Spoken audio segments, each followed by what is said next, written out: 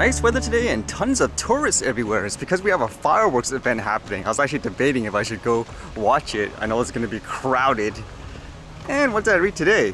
I guess it was kind of interesting in terms of drones here in Canada. Some cities will be having these mosquito, drones flying everywhere. This one says, drone being used to help reduce mosquito population. It says here with helicopters, vehicles, and on foot, our larvicing programs targets mosquitoes before they hatch to help reduce the insects' populations. Even with these different methods, mosquito habitats are sometimes difficult to get to. This is why we're testing using a drone this summer. We're hoping that drone, in combination with our other efforts, will allow us to larvicide more effectively so we can minimize the amount of adult nuisance mosquitoes, said David Wade, superintendent of the city's insect control branch. One thing interesting too is they mentioned the various locations they'll be testing out this drone in. Here they indicate it's going to be golf courses. Is that just more open space where they can test it out easier, I guess? It says larviciding is the largest component of our insect control program. It prevents the mosquitoes from ever reaching the biting adult stage. It's the most effective and environmentally acceptable method to reduce the mosquito population. We will evaluate the use of drone during the pilot to determine whether the drone program should expand in the future. I would imagine it'll just be a matter of time too before stuff like this is standardized. Either way, people are gonna have to get used to it, I guess, even though before so many people say no drones here for people flying it for fun, but again, I guess when it comes to commercial use and all that, it's perfectly okay, huh? Although reading this one, it sounds like they're going to use drones in a more heavily forested area. This one says, researchers from Switzerland are using drones to monitor the health of the rainforest. A group of researchers from the ETH Zurich are in the running for the Global X Prize Rainforest competition with their project employing custom-built drones to monitor the health of the rainforest. The competition has a prize fund of $10 million and is designed to encourage the development of technologies to monitor, measure, and assess the complex ecosystem. The Swiss team's drones operate by collecting environmental DNA samples without needing to enter the rainforest itself. The collected data can then be used to identify hundreds of plants and animal species. That's kind of crazy to think about, isn't it? It says environmental DNA refers to genetic traces of plants and animals in a particular area that can help prove if a given animal or plant lives in the area.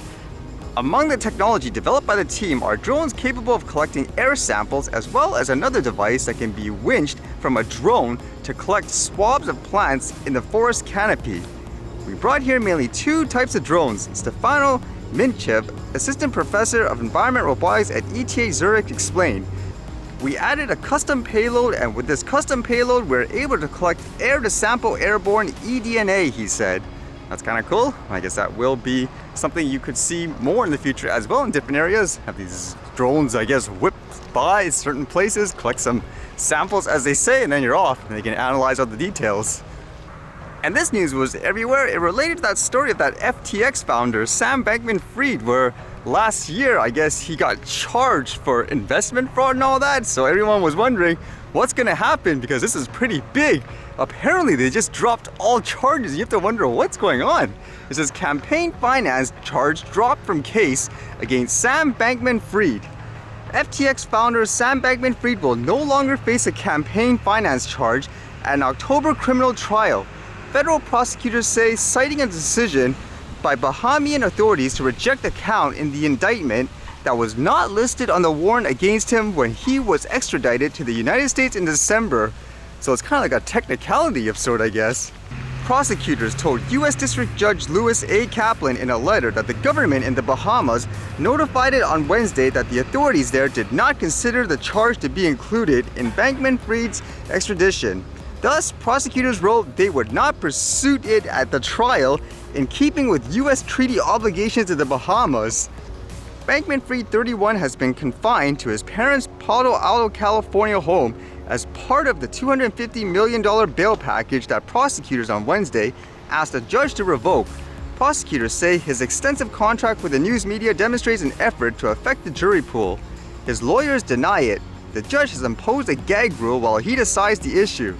The man, once viewed as a crypto guru, has pleaded not guilty to charges that he cheated investors and looted FTX customer deposits to fund lavish lifestyles for some of those who aided his dramatic rise in the cryptocurrency world. FTX entered bankruptcy in November, and when the global exchange ran out of money after the equivalent of a bank run. That's kind of crazy to think about, actually, where that type of loophole could work. Can you imagine in a more extreme case where you basically told a country, we're gonna extradite this guy because we believe that he was scamming people out of funds or something like that, and then afterwards when you bring him in, you say, okay, we think this guy committed murder or something like that. You have like all the proof, and then they say afterwards, oh, because you, I guess, quote, tricked them into extraditing them with a case that's not related to the murder, now you have to drop the whole case. That's kind of what it sounds like, isn't it? Unless I'm getting it wrong. And it says, they said permitting the charge to proceed against him would set a concerning precedence that would enable prosecutors to engage in a bait and switch in which they obtain the extradition of a defendant by including charges they know the extraditing state would approve, only to add charges at a later date that were likely to be disapproved. So let's see how people react to this, huh? I can imagine it already, where mass majority of people would say, here's the example, if you're rich, I guess you're protected per se, it doesn't matter what type of scam or whatever you do. What would you think about this? It'll be just fascinating to see, I guess, the public reaction.